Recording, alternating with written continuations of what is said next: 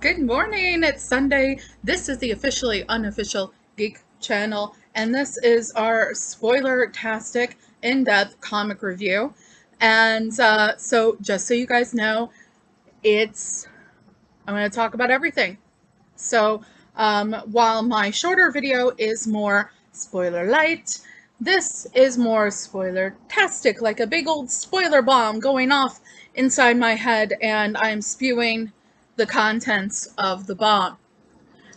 Yeah, so guys, it is Sunday morning. It is still hot in Illinois. I really hope autumn comes and we're still reading comics. So if you are privy to my channel, usually I do 2 reviews of the same comics every week. Actually, I just started this format, but I'm liking it so far because it gives me an opportunity to sit here, talk to you guys in depth about the comics that I've already talked about, and you guys can choose whether you want to watch the shorter, more compact video or the longer one. So here we go. In the meantime, if you like what I'm doing here, please like, share, comment, subscribe, all the normal YouTube things, and let's get going. All right, so this is the week of August 3rd, and yes, I know that is not Monday, but that's when I got my comics, yo. All right, so that's how that works out. So I got my coffee. I also got my bubbly cherry flavor here. So I am ready for you guys right now. And we're going to start with the X-Men #2, which is, if you watch my other video, you'll recall that that's how I started the show last night, because what I do is I do the comics in order of their appeal to me. And not that X-Men 2 was bad by any means. It was actually good. However, somebody has to lose in every game, and it's a sad fact of life, but we deal with it, right? Right, kids? Anywho, so, okay, thank you, comic book writers, because when I read the first issue of X-Men, the first issue of X-Men that I read in a long time, I was confused as to where Gambit was, and hi, Gambit's here, and he's using the basement of the treehouse as his own little private cards playing gambling area, much to the dismay of his wife, Rogue. So thankfully, yes, Gambit is still around. They are still married. Yes. All right. So the deal is like we have 2 different kind of baddies in this whole situation. We have the gamer world, and then we have the dude that's all pissed off that they went to Mars before him. And so we have both of those going on. The one that takes the most precedence in this entire issue is the gamer world, because those are the more immediate threats to the X-Men and to, well, the planet, so to speak. And the more latent underground world building type of situation is with the other guy. So what's going on here? Okay, so this gamer world is kind of like sending foes down to the world, down to Earth, to see and taking bets on who's going to succeed in destroying the X-Men and or a portion of or the entire Earth. So they've sent their new threat, which is kind of like an annihilation wave kind of creature. And this they send to the middle of Iowa. So they send it to the middle of Iowa in a cornfield, basically, on a country road. And I gotta tell you, like, you know, if the X-Men didn't show up, that, you know, the farmers, it's a weird sound coming from my kitchen. The farmers, with the shotguns and everything, they probably could have held it off a little bit because they were there and they were helping the X-Men. Now, kind of a turn of events, the people are actually like really happy that the X-Men are there. Well, obviously, one, because the X-Men, you know, defeated this horrible threat, this ugly blob type alien thing, right? So the X-Men got some good old Midwestern barbecue and, you know, hung out with the Iowa farmers. Yay! Yay, corn farmers with shotguns. Um, but we have the more underlying threat coming in the form of this guy that's unhappy, that things are kind of going down the way that they are with Mars. So he has this spoiler, yeah, he has this documentation, basically reports involving the death of Scott Summers, which is weird because Scott Summers is, in fact, alive. So he's rolling and moving chess pieces involving that whole situation. So we are going to have to wait and find out what happens with that.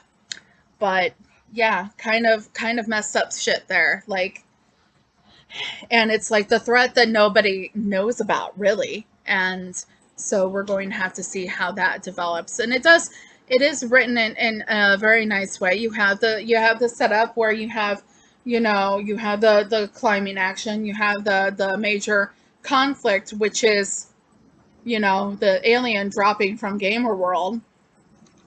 And then you have like this whole like, ooh, but this looms in the shadows kind of thing. So really good writing here. I do like the team that we have with the X-Men. I was tickled to see Gambit, even if he was getting in trouble for his basement gambling ring.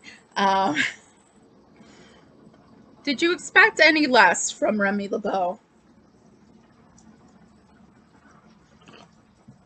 But here we are, we're moving on to the Justice League 66. I also like to refer to it as John Constantine, Mr. Hellblazer, his official ad for babysitting parents in times of need. Oh my gosh. So Naomi is going to check on her parents after all this, you know, everything's still going down. Shit is still going down, but Naomi is coming to check on her parents and Mr. Hellblazer, John Constantine. And I say that because that's how Naomi refers to him, is Mr. Hellblazer. And I thought that was really awesome. That was funny. So Mr. Hellblazer has taken Naomi's parents for safekeeping and is keeping them in Dr. Fate's secret tower. Good job. All right. So, guys, John Constantine might have a new skill, and that is taking care of scared parents in when the Hall of Justice is going to fuck. Okay, so we have this whole threat involving the cinema, and we have his girlfriend, his main squeeze, is like, man, I don't know, you shouldn't be doing this. This is not the right thing, you know, to do, and you should really, you know, use the old-fashioned way of getting back to me, you know, deal with the thing you did, and then come back to me. She's still with him, you know. She's just like, you know, she's being understanding, except for the fact that she's not very keen on the whole idea of him going and fucking with Superman, the Hall of Justice, and the Justice League. So she's against it, and rightfully so, because he has probably bit off way more than this guy can chew Black Adam and Naomi are about ready to open a can of major whoop ass. And Superman, who just all of a sudden went MIA, has gone to get the, what was the name of them? Hold on. What? I forgot. Oh my God. He's gone to get, hold on. I'm almost there, guys. Okay. The United Order. Okay, so you remember the United Order is the group that is kind of all Justice League-like, but they were in space and dealing with this guy in court. And then he broke free from them. So now they've come and they've joined with Superman, and Superman's leading the way. This is Superman Clark Kent. By the way, this is not new Superman. Hold on one second. I'm going to pause the video first. Okay, guys, sorry about that. Okay, so we, a little background here. We found a kitten outside of our laundromat yesterday. Now, you guys already know that we have cats, but we wanted to try to find a home for him, and he is a tiny thing. So we brought him, instead of taking him to a shelter, we brought him here to try to find him a home. Well, my boyfriend who fed the cats this morning had given him part of a kitten formula, and there was still part of the can left, and it was left on the counter. Well,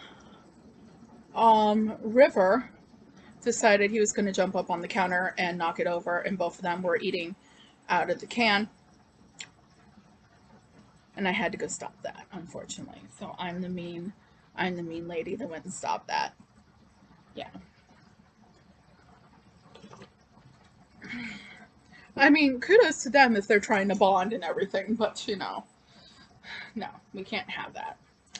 Anywho, okay, so I was talking about Justice League. Okay, so we got the United coming to help with Superman. This is Clark Kent Superman, not John Kent Superman, because John Kent Superman is only Superman. Oh, you want to come up here? Hi. John Kent Superman. See, this is a little kitten. John Kent Superman is just in Superman, Son of Kal-El. So there you go. And here, I'll show you off the kitten. Yay, kitten! He's a cutie pie.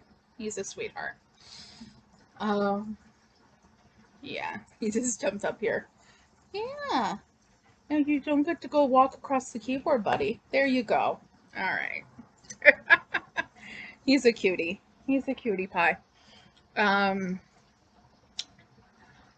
we will not settle on the name because we are not keeping him. Even though we want to. We would love to keep him, but we have to find him a home, a forever home. But he is the kitten right now. So I'll keep you guys posted on that one. Okay. So, the one major gripe I have involving Justice League this time around is we've got kind of like a separating of sources, like not sources, but a separating of attentions here. We have the whole checkmate situation, and then we have the whole situation happening at the Hall of Justice, which, if you've read it, it's a bad situation. The Hall of Justice is fucked. Okay, so yeah, we have to figure out what's going on here. We have to figure out what's going on with checkmate. It would have been nice if we would able to just kind of like, let's take care of this issue first, then we can move over and take care of this other issue. But unfortunately, it's not like that. We still have that looming over in the corner. But obviously we have the biggest situation here at the Hall of Justice. So we'll see how that blooms and what happens with the next issue, because obviously it's going to be another action issue, because the situation is still dire at the Hall of Justice. But hopefully will work out a little bit better in the next issue, which I do believe we do have 2 issues with Justice League this month. I don't think we only have one. I think we have two. If we don't, then oh well, it will be figured out next month. If we do have a second one, it'll be figured out hopefully later this month. But moving on, so we have Suicide Squad number 6. Yay! Okay, so coming on the heels, excuse me, of the Suicide Squad movie, they actually have Bloodsport doing some stuff here in the Suicide Squad comic. So Waller is keeping tabs on the whole situation involving Swamp Thing, and like I said last night, we'll get to that more later. But the main deal here is the situation Bloodsport is in currently on Earth 3. So Bloodsport was sent to get the Earth 3 Black Canary and bring her back to Waller. Okay, because Waller wants her own Black Canary. Because now Waller has gone past trying to mold criminals in jail into heroes. She's now taking heroes she's now taking heroes from other parts of the universe, because now this is all open and everything like that, and she's trying to make her own Justice League. This is something that this is not speculation. This is something that's already been brought up in past issues of Suicide Squad, and in particular before Rick Flag went missing in that whole fight that happened, that Red X released everyone and everyone was fighting. So Rick Flag, in the middle of that, went missing because he's being kept in a cell because he figured out what Waller was trying to do, making her own Justice League, anti-Justice League, I don't know. Apparently there's some information involving that in the Future State comics from Suicide Squad and Justice League, but I did not partake in those.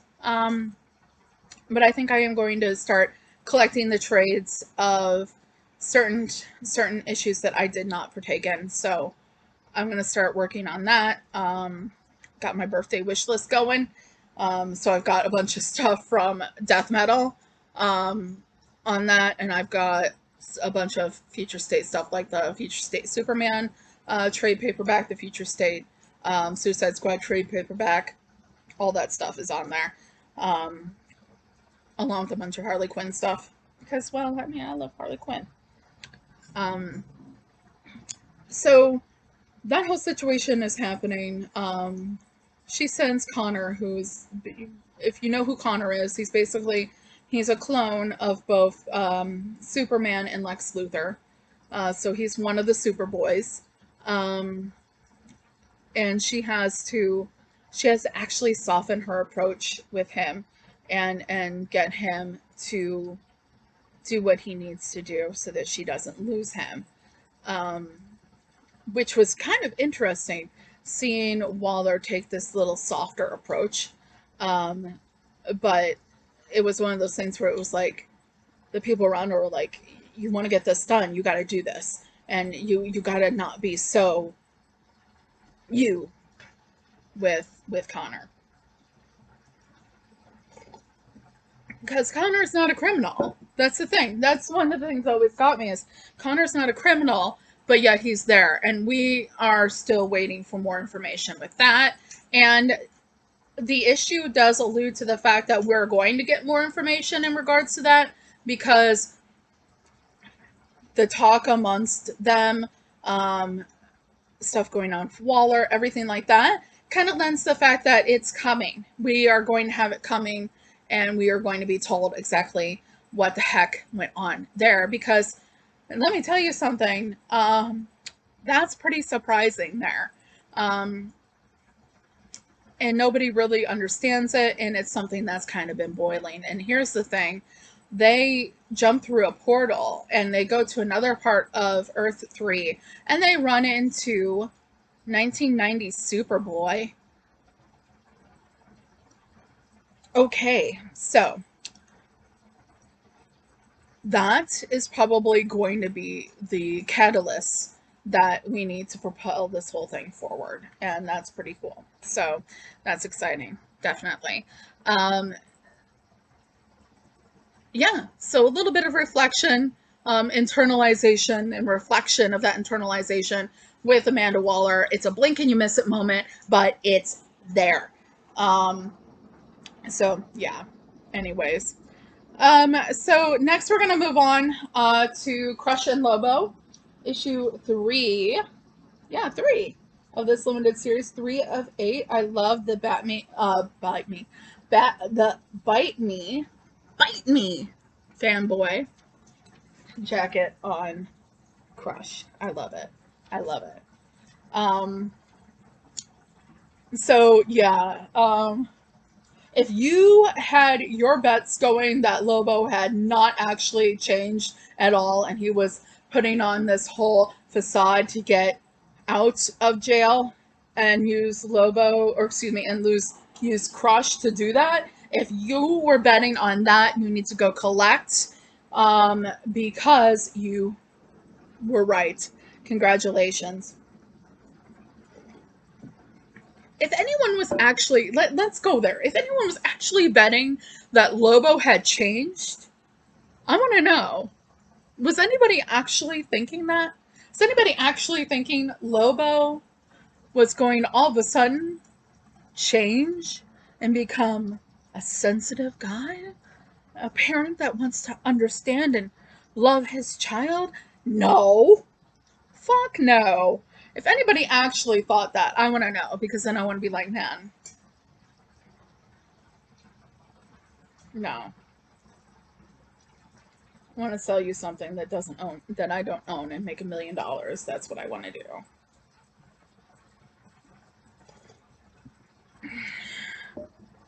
Because you were pretty gullible then. Um,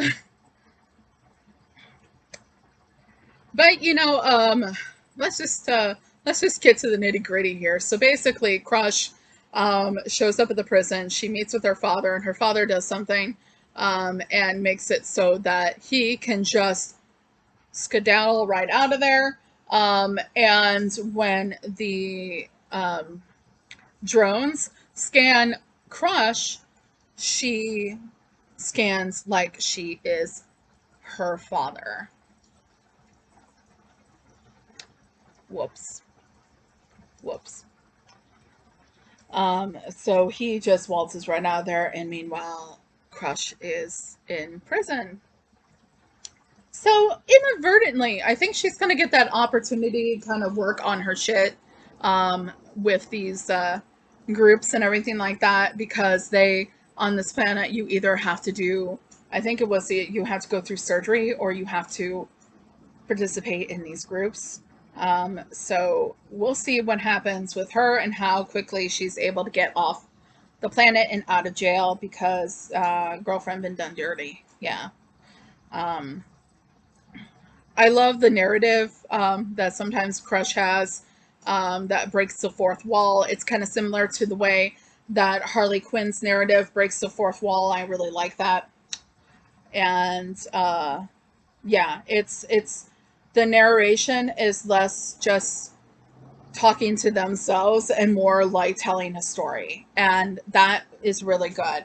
So it's really good, and it's not done in like the Harley Quinn breaking fourth wall narration. It's not excessive. So it's not one of those things where you have just pages of narration, which is not necessarily the greatest thing ever. Like we saw with the last issue of Supergirl. But you do have small little breaks of narration, small little breaks, and it's all it's great, because I like how the narration breaks the fourth wall, and it's not too much, it's not too little. So good job with that. So the next thing that we're going to look at, and I'm like looking at my notes here because I do have my notes here in front of me. We're going to be looking at the Joker Presents a Puzzlebox. Oh my goodness. Okay, so Since this is my spoiler video, I'm just going to go right for it. So, the Riddler is dead. Somebody killed the Riddler. You have basically the most major criminals and of the rogues gallery in Gotham that remain. They're all in one holding cell. So that's interesting. And when the commissioner and the cops want to talk to anyone, they're like, okay, so like, who's willing to tell us what happened? There's only one person willing to talk to the cops, and that's mostly because he likes to josh with them and joke with them, and that's the Joker. So you have to wonder exactly how much of everything that the Joker is telling is actually true, and how much of it is him pulling your short hairs. So the Joker is trying to tell them all about how what he knows about the situation involving the Riddler working with people to try to find this ancient puzzle box, and the Riddler trying to find people to work with, and nobody's really wanting to work with the Riddler, including him. But somebody at this party that all the rogues got arrested at after the Joker was killed, somebody at this party had the puzzle box, because it's now sitting in the evidence locker. All right. So when they figure that out, then a whole bunch of kaplooey happens with that. Whole bunch of excitement happens with that. And so yeah, the Joker, everyone's mad at the Joker, and the Joker is telling them a bunch of stuff. Yeah, I'm assuming some of it is true and some of it is not. So it's up to the reader and up to the cops in the story, Commissioner Gordon and such, to try to decipher what's real and what's not, and what the Joker is talking about. Catch the context and clues that he's providing actually in his narrative, because that's how they realize that they have the puzzle box in their possession. Commissioner Gordon figures out something, and I'm not sure what he gets from what the Joker is saying, but he figures out something, and he addresses that issue. So, very interesting. This is one of those ones that I was not going to get originally, but then I got convinced into it. And so I went ahead and got it. And I'm glad I did. I'm glad my LCS convinced me to get it. He's a really great salesman, so it happens. Anywho, so that's about it with that one. I mean, it's pretty good. It's basically, this is a whodunit, and your main source of information is somebody that's either going to be telling you well, actually not either about it. It's like, it's somebody that's going to be telling you little bits of truth, clouded and mixed in with a bunch of lies, and a bunch of like little half clues. And it's going to be something like, okay, well, people are going to have to figure it out. That's just all. That's just it. So what do we got going on next? Oh my goodness. We have got Batman 111. Oh my gosh. Oh my goodness. The things are starting to blow up in Gotham. Quite literally, actually, because we had stuff blowing up in Catwoman, in Alleytown. We've got this stuff, proceeding as need be. And so we've got Batman fighting alongside of Ghostmaker and Harley Quinn. And Harley's doing her own thing, like you mess with the Bat family, you get the fucking bat, and she's, hitting people with her bat, and Ghostmaker's like, oh, I like her. And Batman's like, you two need to focus. Well, so Bat Dad is like, focus, kids. Focus. And they are doing their thing. They're fighting off those things, and then they're helping Miracle Molly and her friends, the Unsanity Collective, And moving along with all that, I mean, Simon Saint, though, like, here's one of the things, like, okay, so Peacekeeper 1 is sent to find Simon Saint's cohort, which you find out is none other than the Scarecrow. Yeah, guys. And just when Simon Saint thinks his plans are all going swimmingly, the Scarecrow is like, you know what? I kind of changed my mind about all this shit. Or I never planned on working with you very much anyways, and I'm gonna do my own goddamn thing. Oh, and here's what else I'm going to do. I'm gonna throw a really, really strong motherfucking new version of the fear toxin all over your Peacekeeper 1. And he's gonna go nuts. Thank you. Okay, so this, I guess, with the exception of the free comic book day preview that we're getting this coming week, and Fear State Alpha that is coming out in later on in the month, the end of the month this month. This is kind of our like official, like, here you go, here's our official prologue going on all around us to Fear State. And welcome.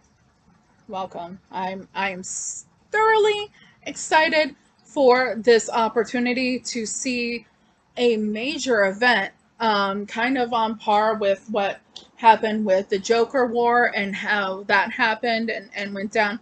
I am thoroughly excited to see this major event going down with Scarecrow in this way. I've thought before that Scarecrow was underused, and I'm very interested in it. And I personally, like, even though I know the whole thing with the Scarecrow is going to be bad. It's going to be bad. I personally liked seeing Simon Saint shaking in his little booties. Yeah. I liked Simon Saint getting so freaked out he got sick. I liked it. I know that I know it's not going to be good for anyone, but all right.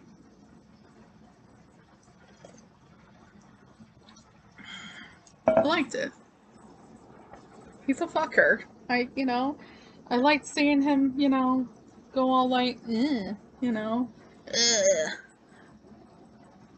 I'm worried now. Because that's basically what happened, right? Yeah. Okay, guys, moving right along, I am going to talk to you about the Swamp Thing.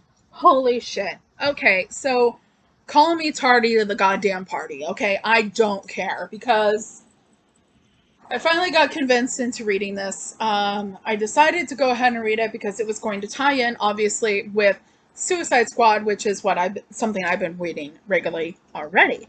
So I went ahead, and because my boyfriend is an avid Swamp Thing fan, and he's been getting all the issues so far of this limited run. Limited? Why? Why limited? He has all the issues of this limited run. He does know quite a bit about the mythos surrounding the Swamp Thing and the Green and everything like that. So he is kind of my go-to guy if I was questioning anything, which is, thank you, dear. I love you. So we get to the point where we have Swamp Thing, and he has basically taken care of this old bomb from World War II, and he is fucked up, okay? And he is, all Brother's trying to do is he is trying to heal, because really he feels like he's dying, okay? He feels like he is completely screwed. And All he's trying to do is get a moment of peace, and here comes all these Suicide Squad dweebs. Okay? Really? Because, I mean, I swear to God, they should have put them in red shirts because at the end of this issue, holy shit. This end of this issue, thankfully, our hero, the Swamp Thing, has healed, and at least to a point. And he looks like he's about ready to open a can of good old fertilizing green whoop ass on the team Amanda Waller sent to try to procure him. So we'll have to see what happens with that. But, you know, you have this poor guy. He's just sitting there trying to he's just trying to chill for a bit because he just went through something, right? He just went through something. Like, this is not good. And you have half the Suicide Squad is all like, we have to get him back alive, blah blah blah blah blah. And then you have the other half of the Suicide Squad that's like, yeah, but we could kill him.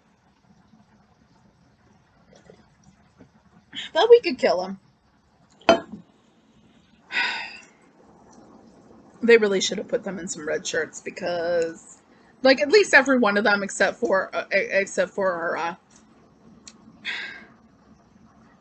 you know, what was his name? Peacemaker. Yeah. Ron V, you just, I'm sorry it took me so goddamn long to get into this.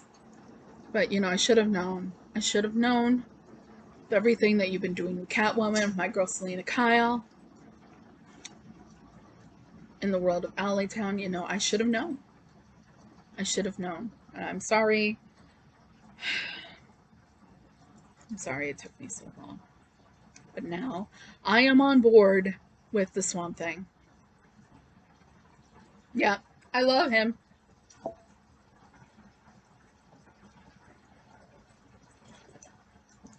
And I really hope in the next issue he kicks some major Suicide Squad ass. And why is this only 10 issues?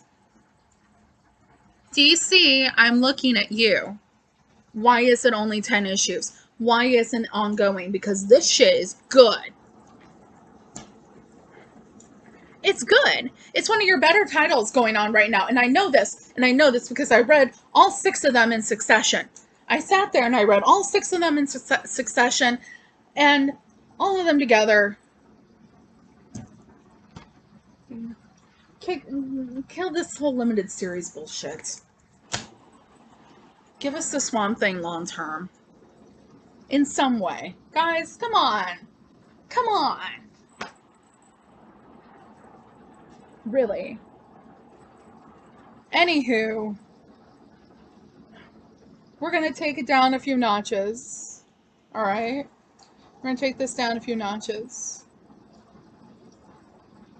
We're going to, you know, we're not really going to dim the lights.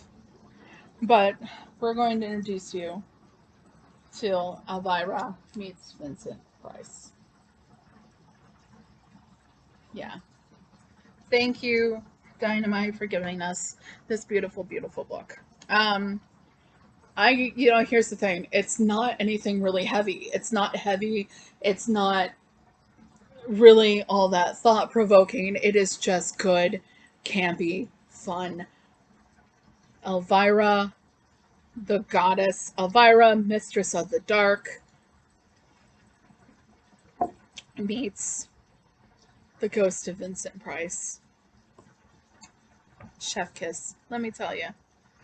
It was great. It was cute, little, campy story where Elvira is being tapped by the ghost of Vincent Price to do something in regards to this lost film that he did that never got released. It's called Rise of the Ram. Now, they're on this journey to find this film, and there's some pressing thing involving the world and everything. The world matters in regards to finding this film. But Vincent can't tell her yet because, well, plot devices, okay? So Vincent knows, but he can't tell her yet because plot devices. I love that. I love how it's just like, yeah, okay, guys, so Vincent does technically know, but we can't tell you yet. And so you can't come at us later with this and being like, well, why didn't Vincent just say it? And it's just like, well, no, Vincent can't tell her. And she's just like, okay, cool. And she's just like, it isn't every day that the ghost of Vincent Price needs your help. So she's there for it.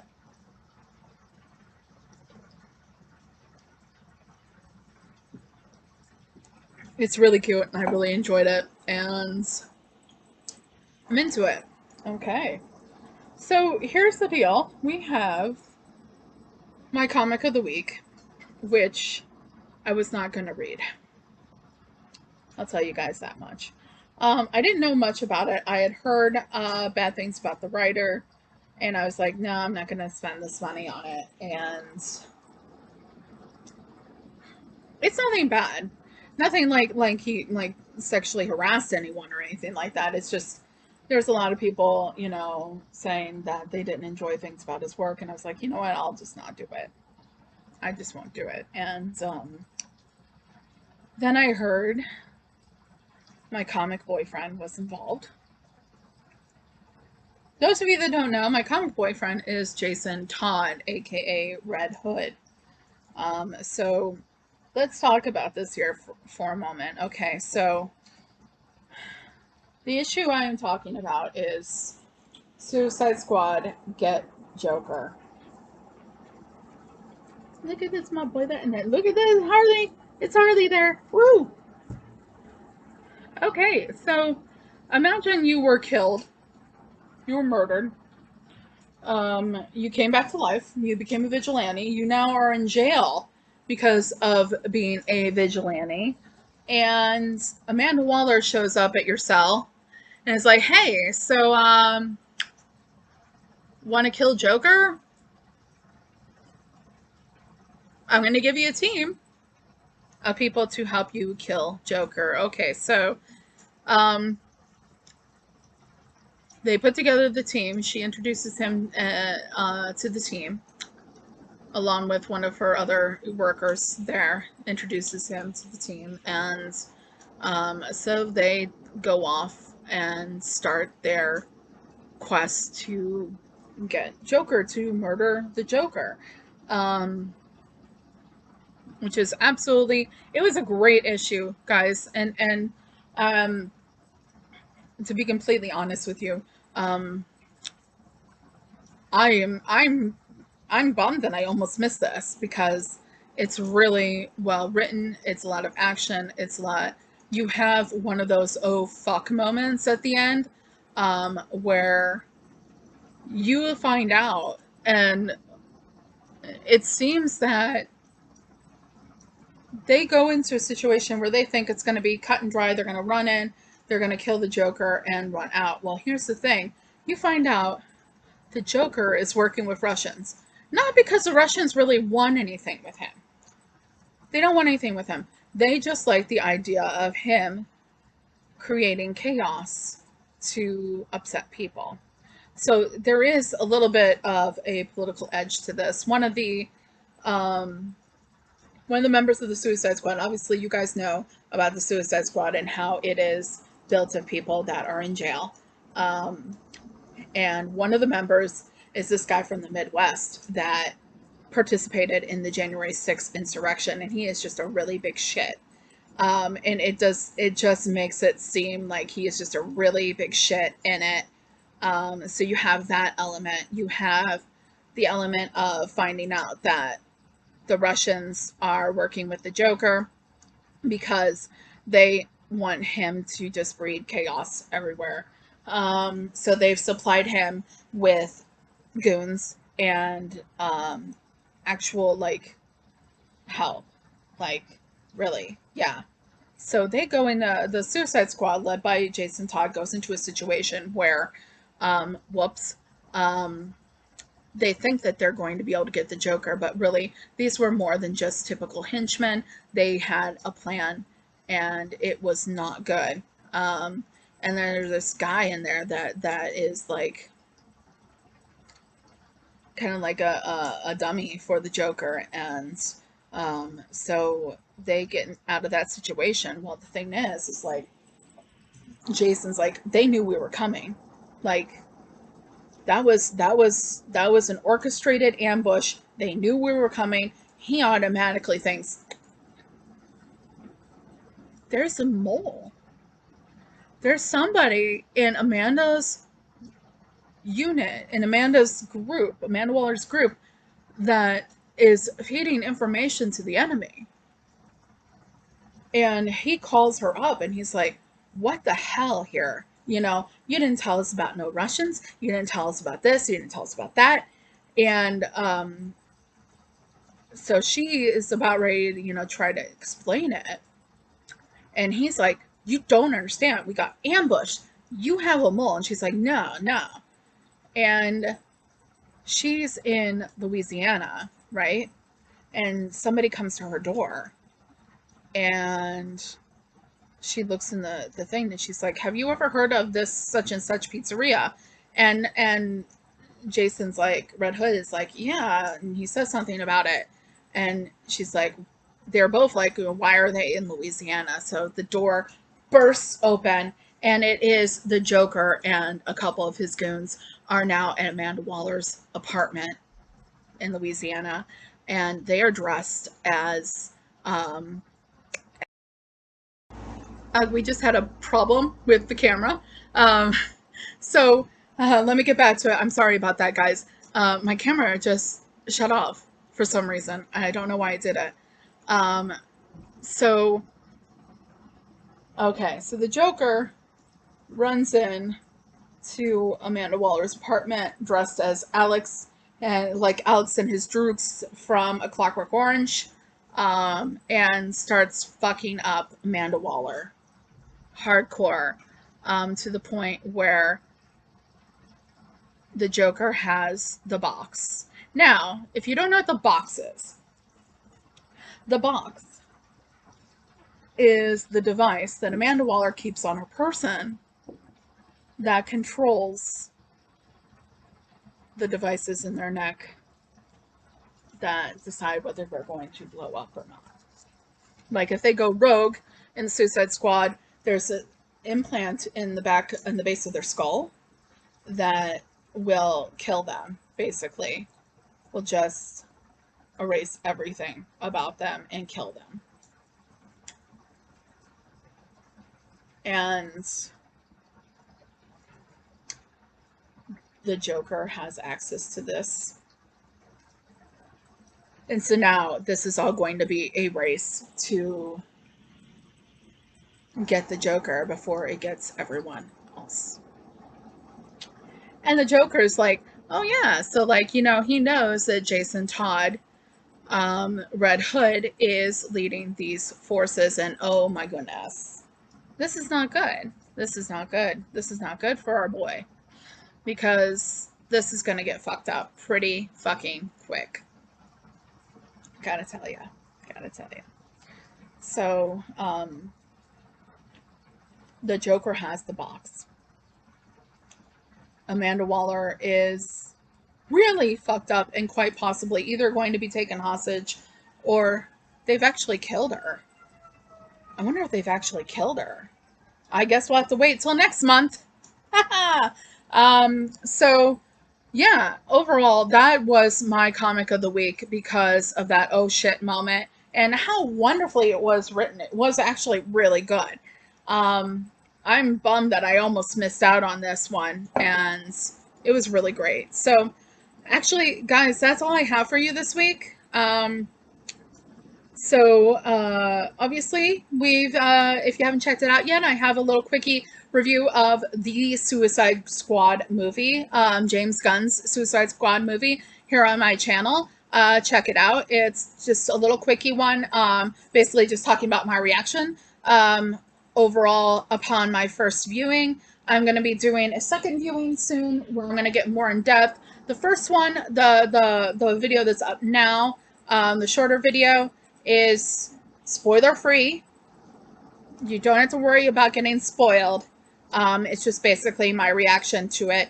When I get another video up after I watch it another time or two, that's going to be more in depth. There's going to be spoilers actually in that video.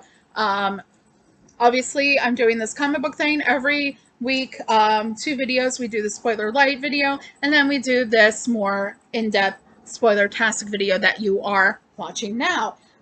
We also have a Facebook. Go to the Facebook, like the Facebook, subscribe here. Follow me on Twitter at CarrieQAuthor.